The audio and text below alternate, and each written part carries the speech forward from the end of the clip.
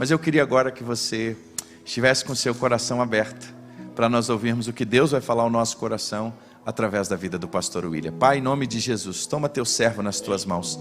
Obrigado pela vida dele, da Tânia, do Lucas, ó Deus, da Tayane. Obrigado pelo que eles significa para a minha vida em especial. Um amigo mais chegado que irmão. Nessa noite, usa teu servo para nos entregar a tua palavra. É a nossa gratidão em nome de Jesus. Amém. Amém, amém, amém. Boa noite, queridos. Graça e paz do Senhor Jesus, amém. Você está feliz? Você está feliz? Você está feliz? Já deu um abraço nesse irmão que está do seu lado? Você já fez declaração de amor para ele, para ela? Quem vem com a esposa aí? Ô Gilberto, aí, já fez declaração de amor para ela? Já fez declaração de amor? Quem está com o filho aí, já fez declaração de amor para o filho? Disse, olha, eu te amo, meu filho. Você é uma preciosidade na minha vida. Cadê os líderes de PGM aqui? Cadê os líderes de PGM? Cadê os líderes de PGM? Olha aí que coisa linda. Olha, vocês são uma inspiração para nós. Irmão, se eu morasse em Brasília, eu seria dessa igreja. Não tem jeito, pastor Fabrício. Você ia ter muita dificuldade, porque eu amo essa igreja. A sogra está aí? Cadê a sogra? Cadê a sogra? A senhora é uma inspiração para mim. A senhora é a sogra favorita do pastor Fabrício, entendeu? É a igreja que começou na cozinha da sogra. Eu não conheço nenhuma igreja que começou na cozinha, na varanda da sogra. Eu lembro quando o Fabrício e a Samara mudaram aqui para Brasília. Ele falou assim, varão, ora aí para a gente começar uma igreja. E eu falei, vamos orar, vai nascer essa igreja, vai nascer essa igreja. E eu sei que essa cidade, Samambaia, é a cidade da esperança. Você crê nisso, irmão? Que Samambaia, Distrito Federal, é a cidade da esperança. Márcia, aqui é a terra da esperança. Por isso que eu não estou nem no hall dos membros, mas eu de coração sou membro aqui dessa igreja. Amo vocês. E todas as vezes o Fabrício fala assim, vem aqui, e eu não tenho jeito, irmão, eu vou. Porque eu amo estar aqui com vocês. Vim aqui em setembro, mas não foi época de culto, né? Nós estávamos aqui em reunião a semana inteira. Aí o cunhado está aí? O Mário fez uma panqueca.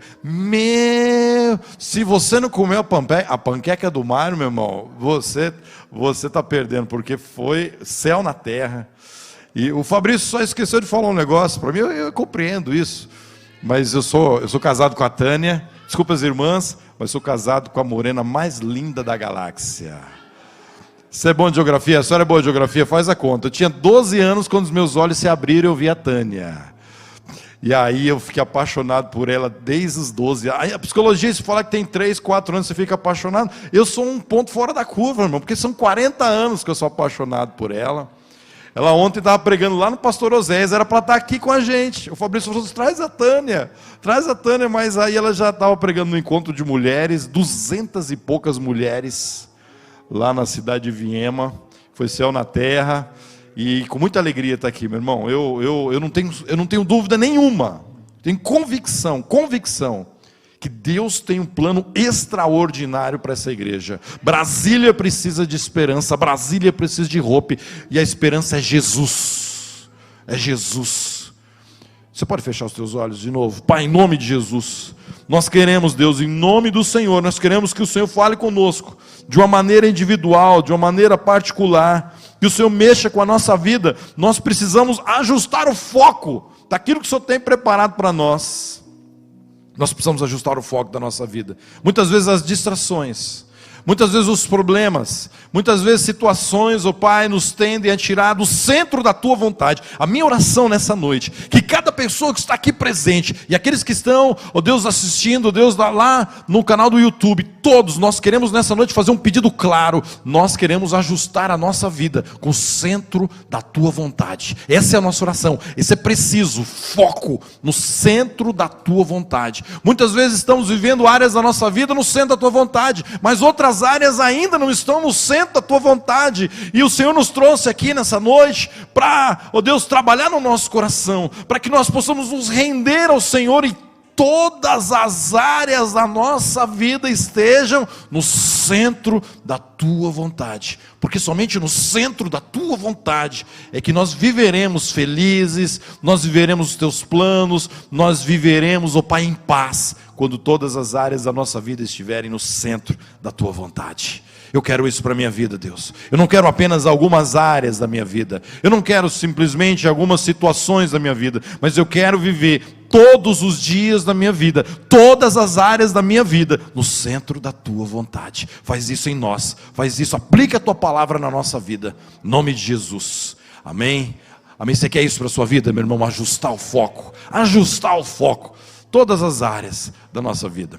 E essa palavra aqui faz parte de uma série, é parte de uma série que eu tenho pregado, que Deus tem colocado no meu coração, de uma série que eu preguei um tempo atrás sobre do Jordão onde Moisés nasceu, do Nilo até quase o Jordão. Moisés nasceu ali nas margens do rio Nilo, e ele teve a sua trajetória, ele quase chegou no Jordão. E Deus tem falado para mim: William, prega essa palavra por onde você passar, porque chegou um tempo do meu povo parar de ficar no até quase. Nós precisamos entrar na terra prometida que Ele tem preparado para nós. Deus tem uma terra prometida para você.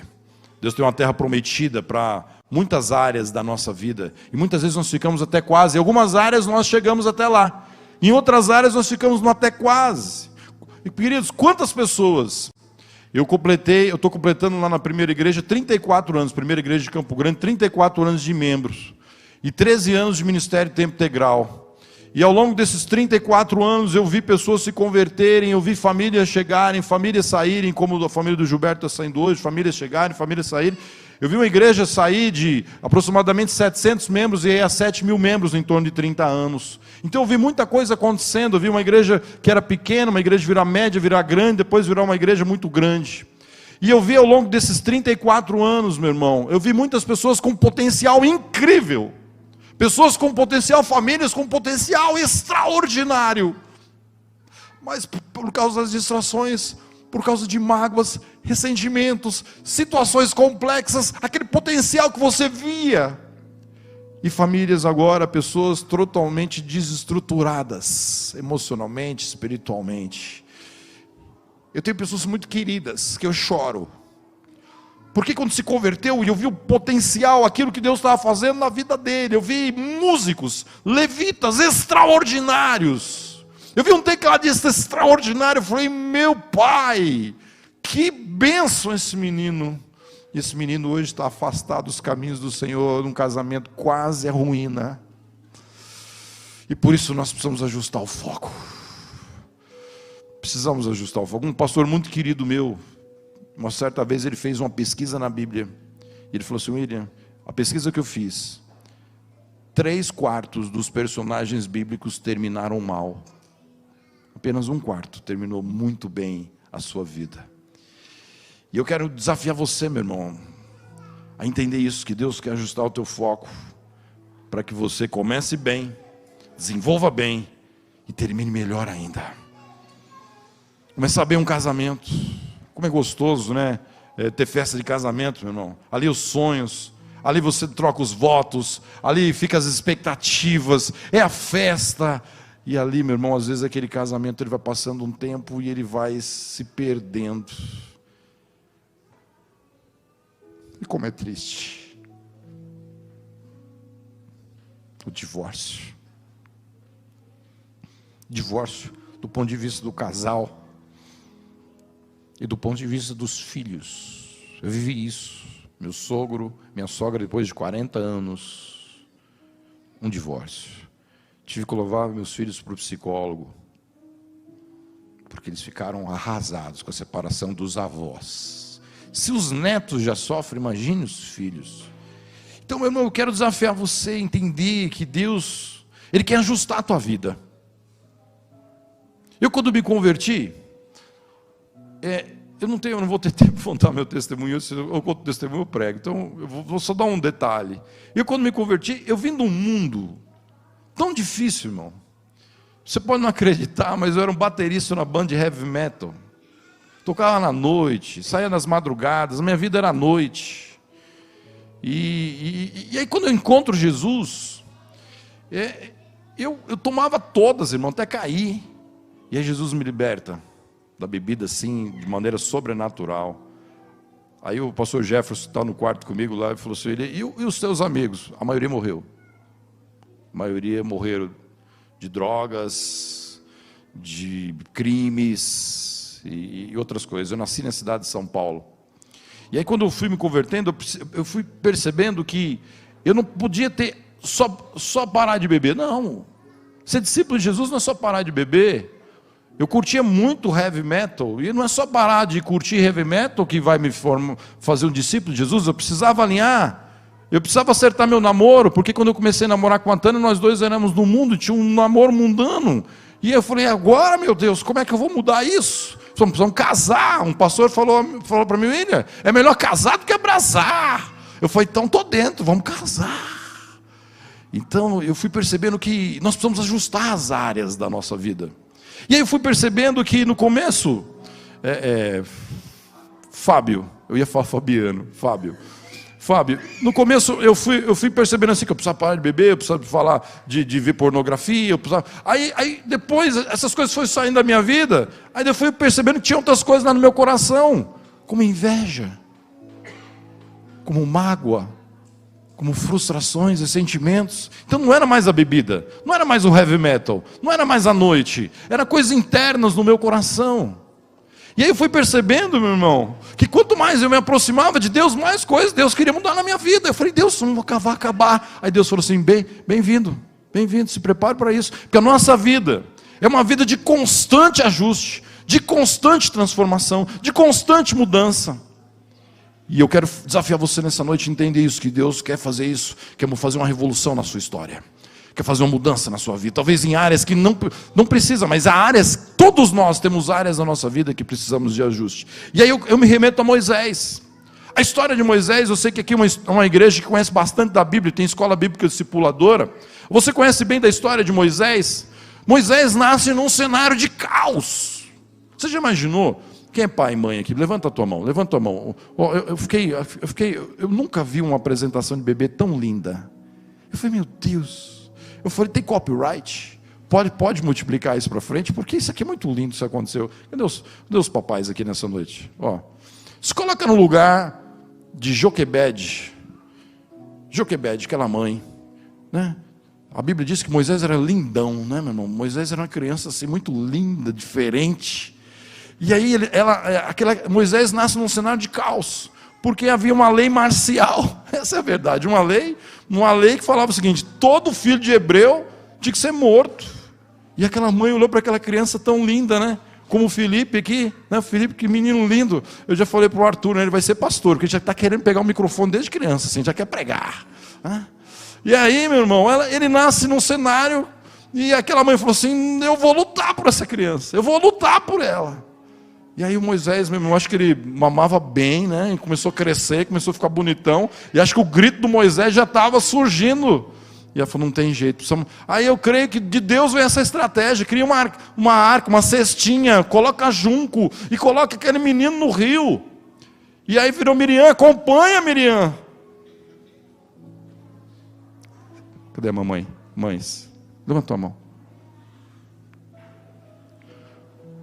Você consegue imaginar, mãe, presta atenção, o que esse homem viveu, o que essa família viveu? A mãe na beira do rio, e empurrando a cestinha. Você consegue imaginar? O Moisés descendo aquele rio, olhando para Joquebede, eu acho que ela ficou de joelhos. Voltou para casa. O texto não diz, mas o Chosen nos ensina a viajar, né, meu irmão? Não sei se você já viu o seriado do Chosen, né? Então aquilo ali me ajudou muito a viajar, né? Eu fico imaginando a Joquebede lá na cama dela, de joelhos, orando, e a cesta desce, e a cesta para, porque o Nilo, nunca estive lá, mas eu li um pouquinho da geografia, cheio de hipopótamos, jacarés, ondas, né? aquele negócio violento, e aquela cestinha descendo, desviando do hipopótamo, desviando do jacaré, e o jacaré tentando pegar, mas o anjo chutava o jacaré para um lado, chutava o hipopótamo, e a cestinha parou aos pés, onde a princesa estava tomando banho, meu irmão.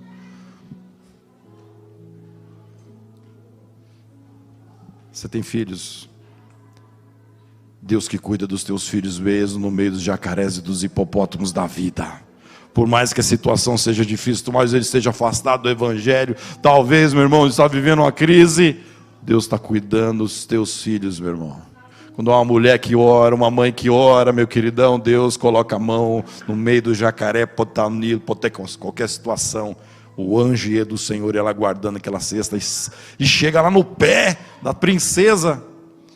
O texto não diz, mas os teólogos explicam, que ela pega a criança e fala assim, é filho de um hebreu. Mas como é que ela sabia que era um filho de hebreu? Porque a teologia explica, os historiadores explicam, porque todos os filhos de hebreus eram circuncidados. Então na hora que ela pegou aquela criança, é o que diferenciava. Ela abre talvez aquela cestinha e vê aquela criança e é filho de hebreu, circuncidado. Porque ela primeiro queria saber se era homem ou mulher. Ela queria saber, será que é um menino, será que é uma menina? Ela abre a roupinha, é um menino. É filho de hebreu. E aí aparece Miriam, princesa, a senhora não quer que a gente arranje uma mãe para amamentar essa criança? E quando ela ficar amamentando, a gente leva lá para o palácio. A princesa era muito inteligente, ela sacou tudo aquela história e falou assim, claro, meu sonho você trazer uma mãe, e eu vou até, pagou, o texto diz que ela paga ainda, tem um recurso financeiro ainda para que Joquebede continuasse alimentando Moisés, e aí ele fica grande, desmamado, vai para o palácio, fica 40 anos no palácio, 40 anos, os historiadores dizem que o príncipe, e Moisés ele foi criado como um príncipe, os historiadores dizem que o príncipe ele era preparado com, não posso falar que é faculdades, irmão, mas pelas ciências egípcias daquela época, e provavelmente, trazendo um paralelo aos dias de hoje, ele tinha em torno de 7 faculdades, engenharia, provavelmente ele era engenheiro, provavelmente ele era advogado, provavelmente ele era um general militar, ele foi treinado para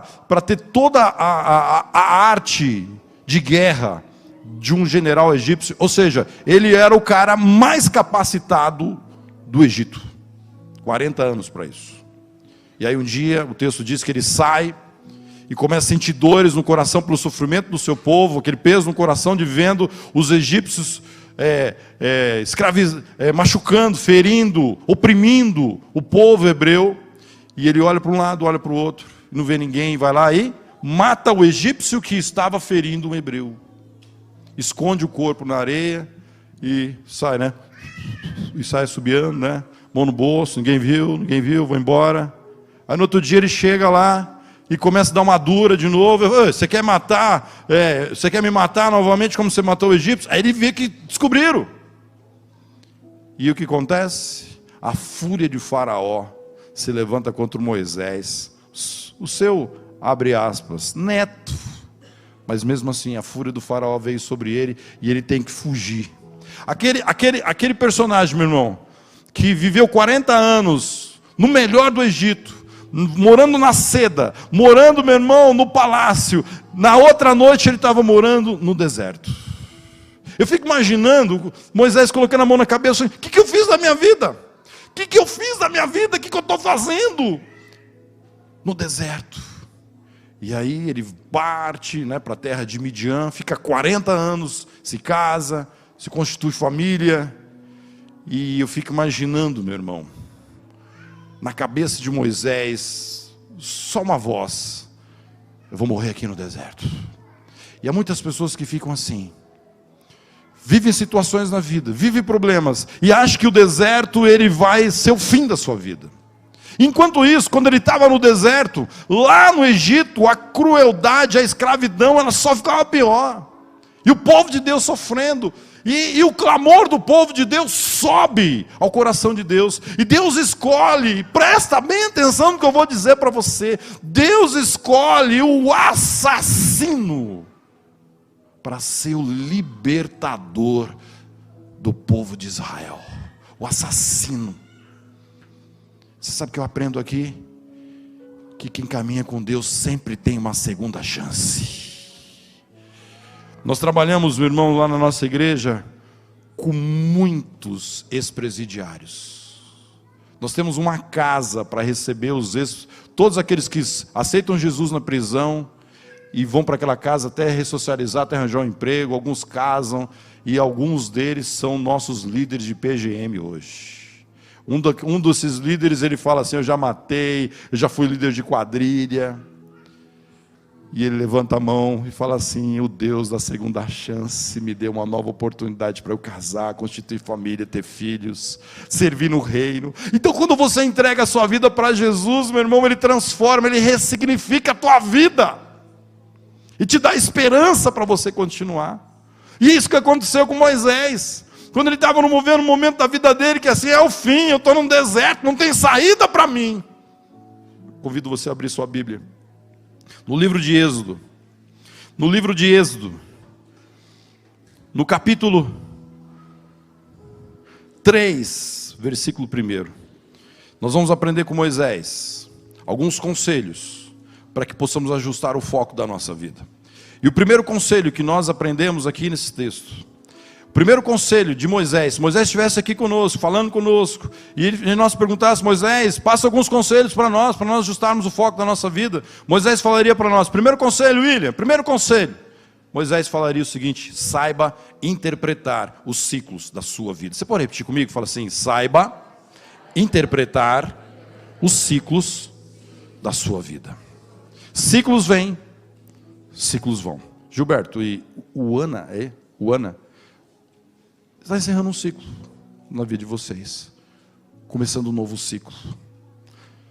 O nascimento de um filho começa um novo ciclo na nossa vida. Um casamento é um novo ciclo na nossa vida. Como o pastor Fabrício falou, que dia que é hoje? 25?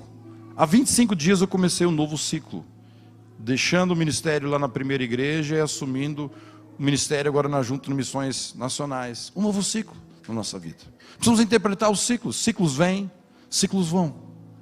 Ciclos começam e ciclos terminam. Eu fiquei lá 34 anos naquela igreja. Moisés ficou 40 anos no palácio, 40 anos no deserto e 40 anos conduzindo o povo do Egito até a terra prometida. 40 anos. Então nós temos ciclos, nós precisamos interpretar os ciclos da nossa vida. E por que eu estou dizendo isso para você? Presta bem atenção. Presta bem atenção no que eu vou dizer para você. Tem muitas pessoas que querem viver ciclos que já acabaram. Ciclos que já foram. Ciclos que não voltam mais. E muitas vezes nós não queremos viver os ciclos novos que Deus tem preparado para a nossa vida. E às vezes queremos ficar presos a ciclos que não voltam mais. A minha mãe, no Covid, ela ficou viúva, meu padrasto. E minha mãe queria continuar vivendo. Um dia eu tive que ser muito filho com ela, abraçá-la e falar: mãe, só daí eu não volta mais. Deixa eu te ajudar você a viver um novo ciclo na tua vida. Porque era a segunda viuvez da minha mãe. Ela ficou viúva do meu pai e viúva do meu padrasto. Eu falei: mãe, a senhora precisa sair da caverna e começar a viver um novo ciclo na sua vida. E ela, com muita luta, tá recomeçando um ciclo. Quero te fazer um aprofundamento nesse pensamento. O seguinte: tem pessoas que tiveram ciclos, histórias maravilhosas, mas que não voltam mais. Se você teve um passado tremendo, meu irmão, glória a Deus por tudo aquilo que Deus fez na sua vida. Glória a Deus. Mas o apóstolo Paulo nos ensina: esquecendo-me das coisas que ficaram para trás, sejam boas ou sejam ruins. E há um outro grupo de pessoas que tiveram um passado terrível. E às vezes não quero continuar, não quero prosseguir a vida, porque o passado doeu muito, machucou muito. Então, meu irmão, independente do passado, independente, meu irmão, se você teve um passado glorioso, ou um passado tenebroso, eu quero desafiar você nessa noite, em nome de Jesus, recomeçar a tua vida. Recomeça. Talvez você vai recomeçar, meu irmão. Você fala assim, por exemplo, no casamento, às vezes você deixou, meu irmão, de cuidar dessa mulher como devia. Talvez você deixou de cuidar dos seus filhos como devia. Talvez você deixou o teu ministério, aquilo fique. Aí eu lembro do texto onde Jesus diz lá em Apocalipse: lembra-te de onde caíste, arrepende, volta às primeiras obras, volta ao primeiro amor, volta, meu irmão, a permitir que o Espírito Santo trabalhe na sua vida, para você talvez começar um ciclo novo nessa noite, na tua vida. Começa, deixa o Senhor te levar aos ciclos novos que Ele tem já preparado para você. Quando eu vim na Hope a primeira vez era lá no hotel. Ali, quando vocês saem de lá, foi para outro salão, ali terminou um ciclo. Vocês saem daquele salão, vem para cá, um ciclo. Daqui a alguns dias vocês vão para um outro prédio. É um outro ciclo, uma outra história, que essa história vai continuando. Nós vamos entender os ciclos da nossa vida. O que você não pode ficar é preso a ciclos que já acabaram e não volta mais. E também você não pode ficar parado e não entrar nos ciclos que Deus tem preparado para você. Olha para o texto. E vivendo esse momento de interpretar os ciclos na vida dele.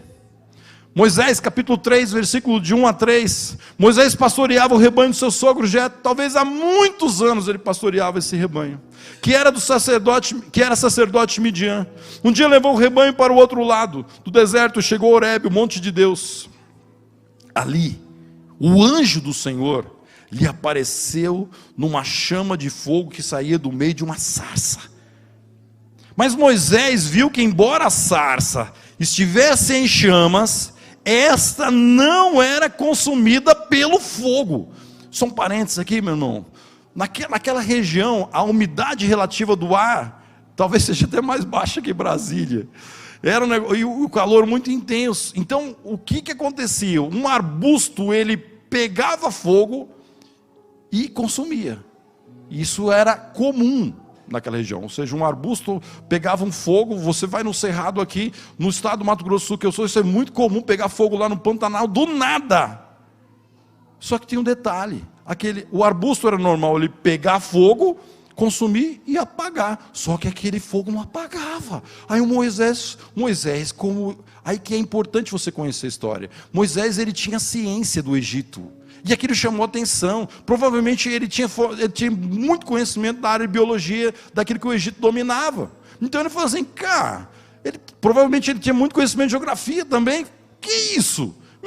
O arbusto não para de queimar. E aí ele se aproxima do arbusto. No versículo 3, que impressionante. Pensou, por que a sarça não se queima? E o texto diz, vou ver isso de perto. Deus usa, meu irmão, uma sarça ardente para atrair Moisés para perto da presença dele. Aquele homem que tinha sido assassino, fugitivo por 40 anos, Deus estava dando uma segunda chance para ele.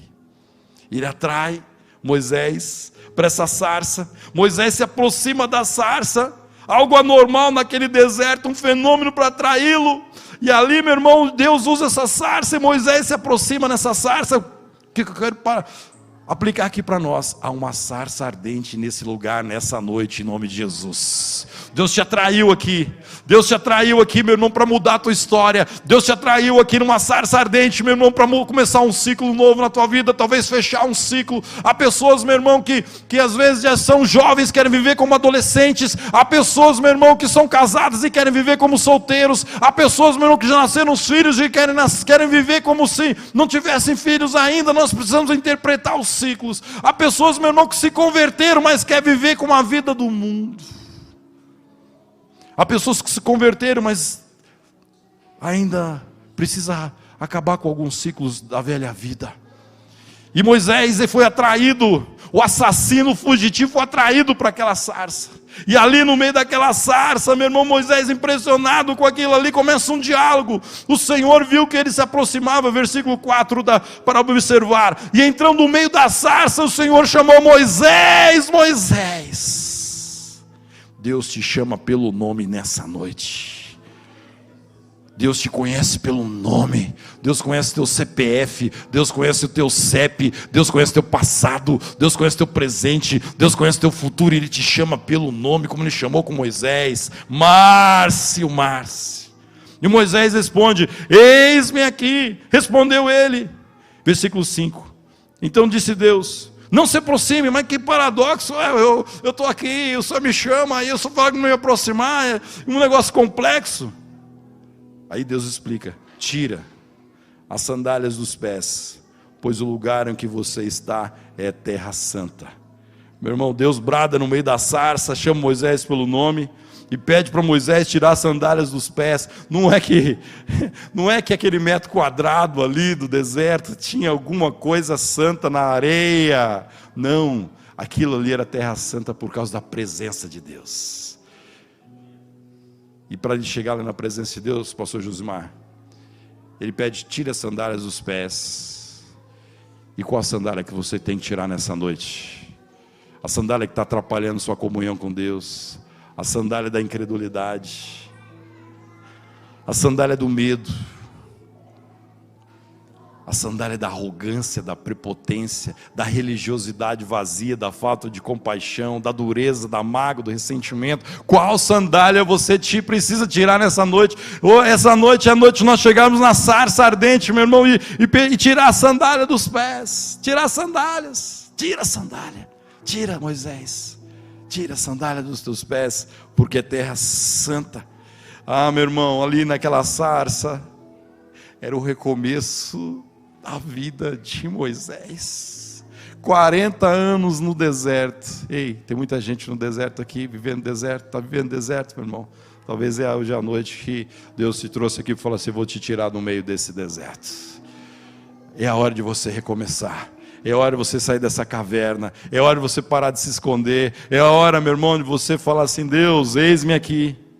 E naquele encontro, meu irmão, versículo 9, avança um pouquinho no versículo 9, naquele encontro Deus faz um chamado para Moisés. Versículo 9, pois agora o clamor dos israelitas, Deus estava falando do sofrimento dos israelitas. O clamor dos israelitas chegou a mim, e tenho visto como os egípcios os oprimem. Vá, pois, agora, e eu envio ao faraó para tirar do Egito o meu povo, os israelitas. Deus estava restaurando a vida de Moisés, e restaura a vida de Moisés, e dá um chamado para ele. O chamado era claro, liberte o meu povo da escravidão. Qual a escravidão do povo de Samambaia? Qual a escravidão de Brasília, meu irmão? Deus está te chamando para você ser um libertador no meio dessa cidade. O assassino, fugitivo, restaurado no encontro com Deus, agora está sendo chamado e transformado no libertador de Israel. Só Deus pode fazer isso, só Deus pode mudar a nossa história, só Deus pode mudar a história, meu irmão, daquele que andou no vale da sombra da morte. E Deus quer fazer isso conosco, Deus quer dar uma nova chance. Você já imaginou se Moisés não tivesse aceitado o seu chamado? E eu quero desafiar você que hoje é o dia de você aceitar um chamado que Deus tem preparado para a sua vida, em nome de Jesus. Agora ele voltaria para ser, não mais o príncipe, mas para ser o libertador. Quero fazer uma pergunta para você. Você consegue discernir o ciclo da vida que você está vivendo?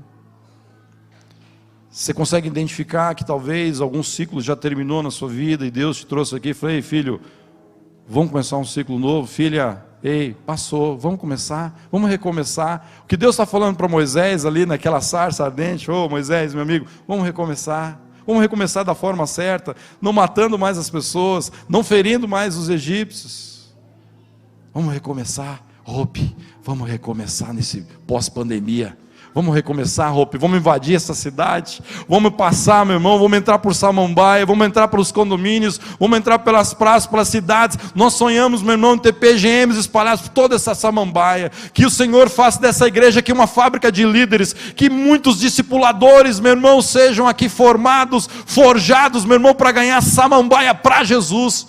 Em nome do Senhor Jesus, da mesma forma que Moisés voltou de Midian para Israel, Deus está chamando você, vai para Samambaia, vai para a minha cidade, eu quero usar você para libertar esse povo. Deus vai te usar de maneira tremenda, não importa o seu passado. O passado de Moisés era terrível, era o assassino, mas agora nas mãos do Senhor, ele era o libertador de Israel.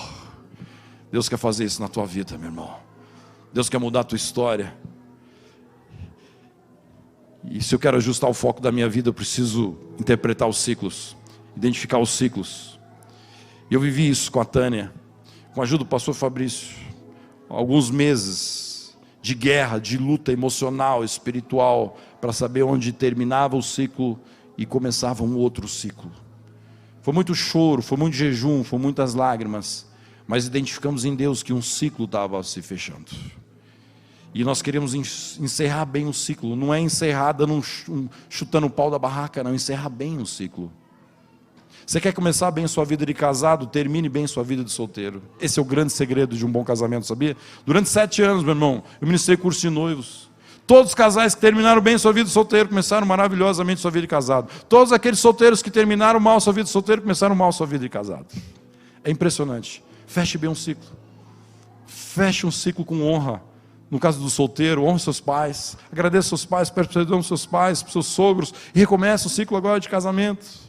Eu estou dando exemplos assim, variados, mas quando você sai de uma empresa, começa em outra empresa, sai de um órgão do governo, entra no outro órgão do governo, termine bem naquele órgão, saia. Porque ali fica portas abertas. Tem que terminar bem, começar bem o ciclo. Identifique os ciclos da sua vida. Josimar, quando você passar por aquele concílio, um ciclo novo na tua vida. Entenda isso. Entenda isso. Quando você começa a liderar um PGM, meu irmão, é um ciclo novo. Eu nunca imaginava que quando eu fosse liderar o meu PGM, eu ia viver tudo que eu vivi ao longo desses 22 anos que eu trabalho com um pequeno grupo. Uma vez me perguntaram, William, quantas multiplicações você foi nos últimos anos? Eu fui fazer uma conta assim, mais ou menos em torno de 300 multiplicações. E eu nunca imaginava que daquela primeira multiplicação viriam 300. Nunca imaginava. Então o nosso Deus é um Deus que quando você decide caminhar com Ele, andar no centro da vontade dEle, Deus tem coisas tremendas. E eu tenho muitos outros conselhos de Moisés, mas eu quero terminar com mais um só.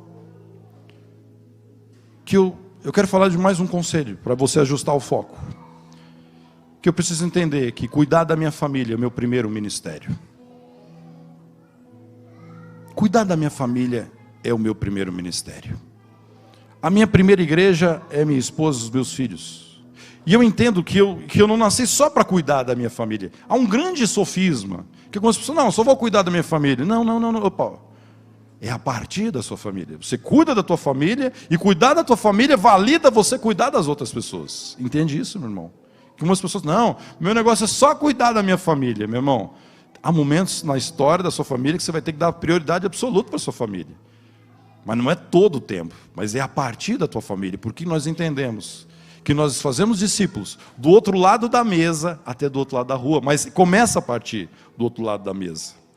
E aí Moisés aceita o chamado, e Moisés parte em direção ao Egito. E Moisés, meu irmão, após aceitar o chamado, provavelmente ele se despede do seu sogro, com a sua esposa e filhos, e vão para o Egito. Moisés tinha uma missão clara: libertar os israelitas da escravidão egípcia. Isso talvez consumia todos os pensamentos de Moisés, porque ele já tinha nos versículos anteriores dado um monte de justificativa para Deus.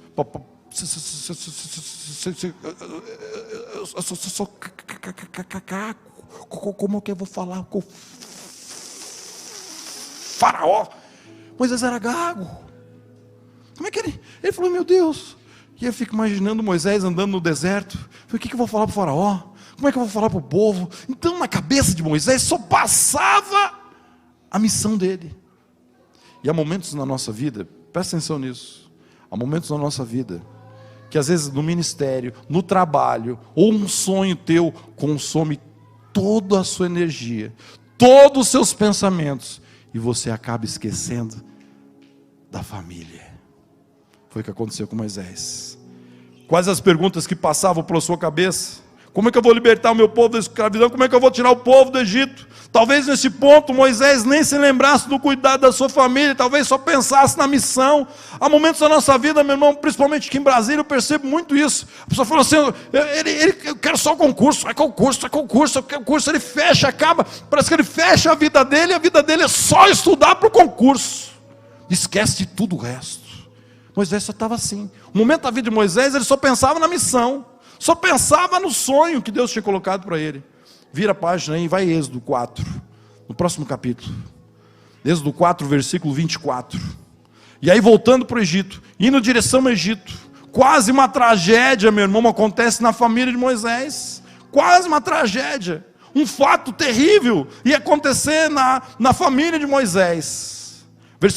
Capítulo 4, versículo 24. Numa hospedaria ao longo do caminho, que caminho é esse? Caminho em direção ao Egito. O Senhor, meu irmão, olha para o texto, olha que negócio estranho. Olha como Deus dá prioridade para a família. Deus prioriza a família. O Senhor foi ao encontro de Moisés e procurou o que, meu irmão? Matá-lo. Mas como? Deus acabou de chamar ele para voltar para o Egito para ser libertador. E como é que Deus vai agora matar ele? Que negócio louco. O texto explica. Mas Zípora, sua esposa, mulher sábia, mulher que edifica a casa, mulher que protege os filhos, mulher que discipula filhos. Mas Zípora pegou uma pedra afiada e cortou o prepúcio do seu filho, ou seja, fez a circuncisão, e jogou o prepúcio aos pés de Moisés e disse: você é para mim um marido de sangue. E disse: marido de sangue, referindo-se à circuncisão. E aí nessa ocasião o Senhor o deixou. A circuncisão, meu irmão, naquele momento era exigida por Deus como marca da aliança. Entenda isso. Desde os patriarcas, todos os filhos dos hebreus, ao 8º dia, precisavam ser circuncidados. Moisés não circuncidou o seu filho. Gênesis 17, 14 diz o seguinte: qualquer do sexo masculino, lá nos patriarcas, que for incircunciso, que não tiver sido circuncidado, será eliminado do meu povo, do seu povo, quebrou a minha aliança. Presta atenção no que eu vou dizer para vocês, isso é muito importante. Deus chamou Moisés para uma grande obra, a maior missão da vida de Moisés. Presta atenção, Deus chamou Moisés para a maior missão da vida dele. Entende o que eu estou querendo dizer? Mas o Senhor queria ensinar para ele, queria marcar na alma de Moisés o entendimento que maior que fosse o seu chamado, nada justificaria o descuido com a sua família. A obra era importante, libertar o povo hebreu era importante, mas ele não poderia descuidar da sua família. Fazendo aqui um paralelo, um trocadilho, Moisés não poderia se dedicar a salvar os outros e não se importar com a salvação da sua família.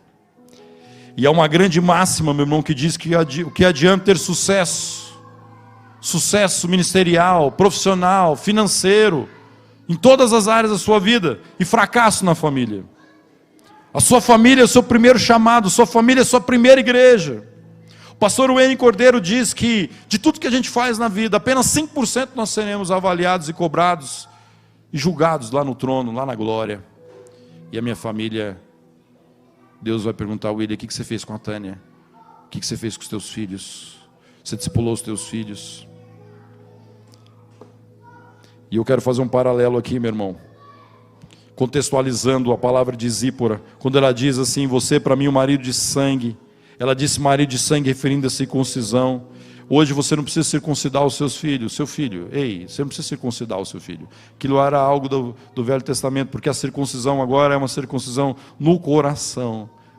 Só que eu quero fazer um trocadilho, preste bem atenção no que eu vou dizer, isso aqui é muito importante. Quero fazer um paralelo com os dias de hoje. Zípora estava dizendo para Moisés: você não discipulou o nosso filho.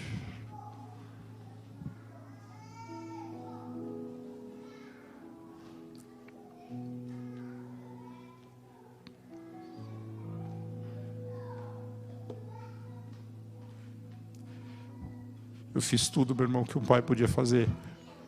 Deus é testemunha. Apresentei minha filha. como vocês fizeram hoje aqui, eu vou ter a fotografia dela. Todas as campanhas de King's Kids, de Jesus Transforma, de adolescentes, de retiro, Bíblia dessa, Bíblia aquele outro, Bíblia colorida, Bíblia amarela, Bíblia verde, Bíblia azul, Bíblia. Ah, pai, eu quero um rádio, um microfone para eu cantar. Tudo investimos na vida da nossa filha. Quando chegou na faculdade, na Universidade Federal, quando ela passou no vestibular, a cabeça da minha filha se mudou, meu irmão. Mudou. Eu não reconhecia mais aquela menina. E um dia ela chega para mim, os 2 dias mais tristes da minha vida, o dia que eu perdi meu pai, e o dia que ela falou aquilo para mim: pai, a partir de amanhã eu não vou mais para a igreja, eu não creio mais em Jesus. Uma facada no meu coração. Chorei muito. Chorava porque eu pregava para a igreja, né, um tempo lá, para quase 1000 pessoas. Eu queria ver o quê? Minha filha.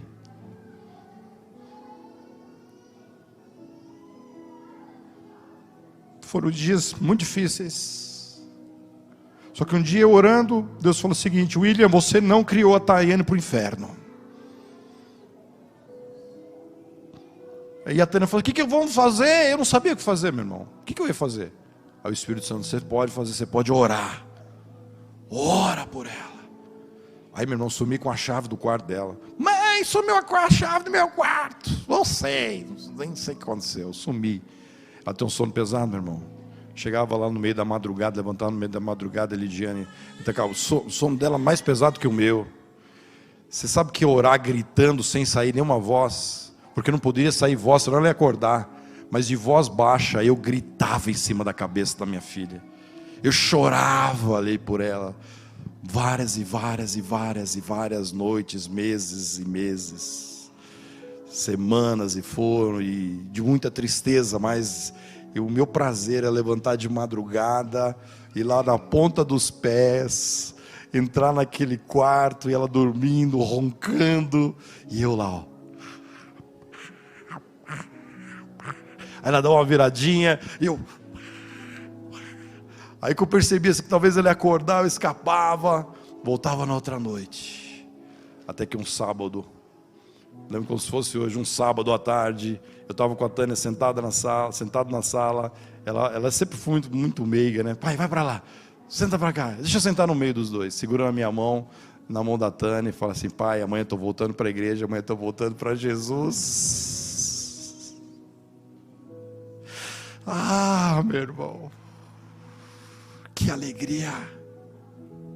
E aí o Fabrício fez a menção dela aqui, né? Que agora ela está lá no Vila Minha Pátria. Não desista dos teus filhos. Não desista da tua família. Não desista, meu irmão, dos discípulos de sangue e os discípulos da família de Deus na sua vida. Prioriza a tua família como o teu primeiro ministério. Pastoreie tua família, cuida da tua família, a partir da tua família. Porque, meu irmão, vale a pena. Vale a pena, Gilberto, investir na vida do Felipe para ele ser um pastor. Você vai cuidar dessa criança, você vai discipular esse menino para ele ser um pastor. Você vai lembrar disso. Filho, quando você era criança, você estava segurando o microfone. Feche teus olhos. Coloque teu coração na presença do Senhor. Quero orar por você nessa noite. Eu quero orar por você que talvez entrou aqui e precisa começar um novo ciclo na sua vida.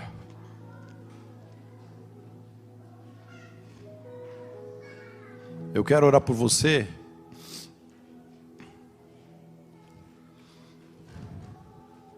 que está com problema na família. Às vezes é um filho, às vezes é o teu casamento, que você viu que o casamento está complicado. Eu quero orar por você. Eu quero clamar a Deus pela sua vida. Eu quero clamar a Deus por você. Eu não sei o que você está vivendo nesse momento, mas o nosso Deus é um Deus de milagres. Eu falei no primeiro ponto do sermão que a nossa vida é constituída de ciclos. E eu falei de vários ciclos. De namoro para casamento, nascimento do filho, mudança de uma cidade. Mas tem um ciclo que muda toda a nossa vida. Presta atenção. Existe um ciclo que ele divide a sua vida entre antes e depois. A história da humanidade é antes de Cristo e depois de Cristo. ACDC.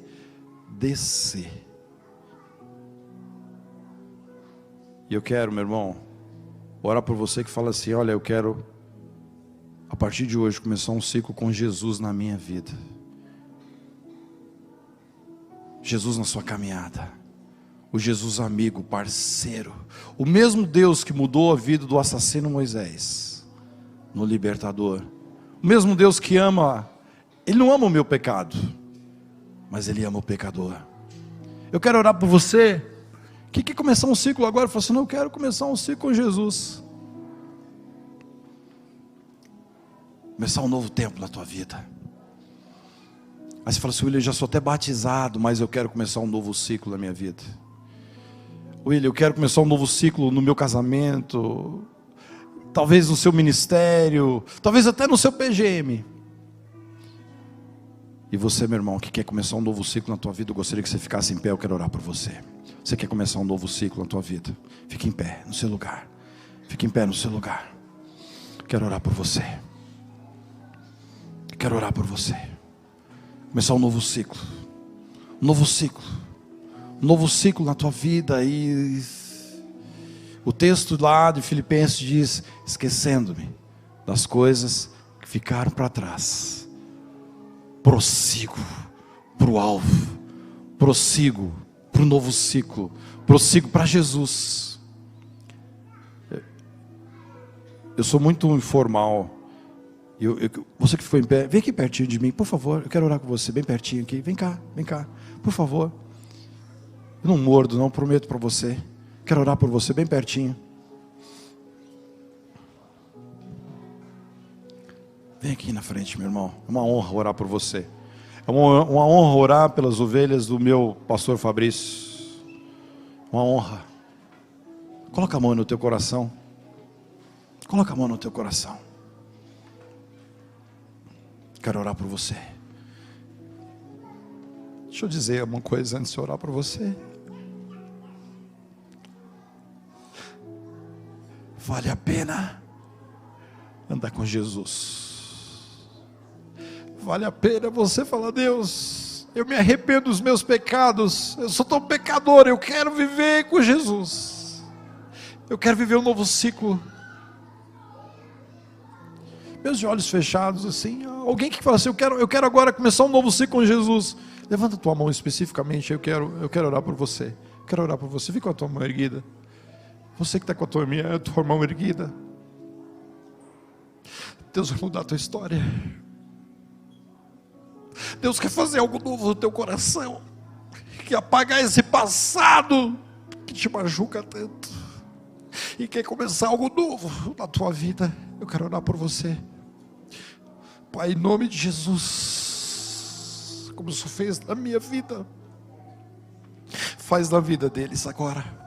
Faz na vida deles, Pai, em nome de Jesus. Troca esse coração, Pai, de pedra, e traz um coração novo de carne. Perdoa os pecados deles, Pai. Escreve o nome deles no livro da vida. E que eles venham agora caminhar um novo ciclo ao lado de Jesus. Você que está com a tua mão erguida assim, ora assim comigo, fala assim: Senhor, perdoa os meus pecados. Escreve o meu nome no livro da vida. Eu creio que Jesus é o meu Senhor e o meu Salvador.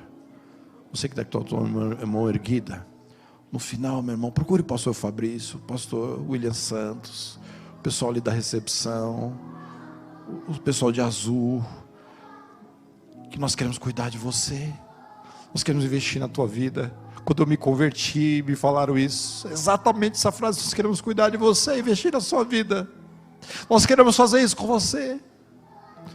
Você que veio aqui, talvez você já entregou a sua vida para Jesus, mas precisa começar um novo ciclo, e você está aqui, e eu quero orar por você agora.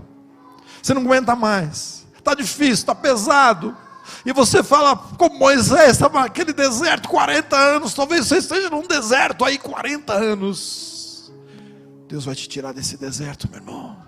Quero orar por você. Pai, em nome de Jesus, Espírito Santo de Deus, só o Senhor, ó Pai, para começar um ciclo novo na nossa vida.